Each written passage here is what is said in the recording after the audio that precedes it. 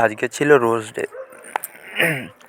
তো রোজ ডেতে বলি সাথীকে তাহলে একটা রোজ দিতে হবে, সেই জন্য একটা রোজ নিয়ে এসেছি।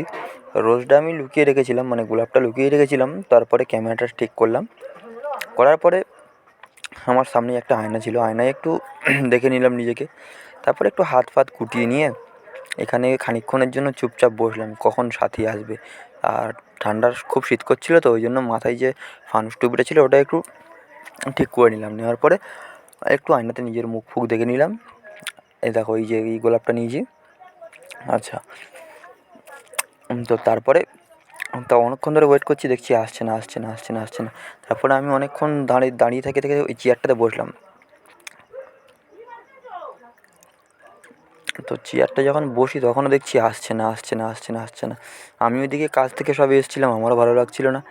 তো তারপরে আমি ওখানে বসলাম, বসার পরে শুনতে পাচ্ছি ওর গলা। আমি ভাবলাম মনে হয় এবারে আসবে, এবারে আসবে, এবারে আসবে, এবারে আসবে, এবারে আসবে। দেখি কখন আসে। আর এই ভিডিওটা তখন আমি ভয়েস ওভারটা দিইনি, ভয়েস ওভারটা আমি ভিডিওর পরেই দিচ্ছি।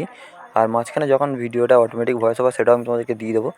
তো চলো তারপর দেখা যাক কখন আসে, কখন আসে, কখন আসে, কখন আসে, কখন আসে। আসছে আসছে আসছে, এখনও আসে না কেন বলতো? এইবারে আসছে, টুকটুক করে আসছে। ওই দরজাটা খুললো। ও বাবা, ওই দেখো ওই দেখো ওই দেখো ওই দেখো ওই দেখো ওই দেখো।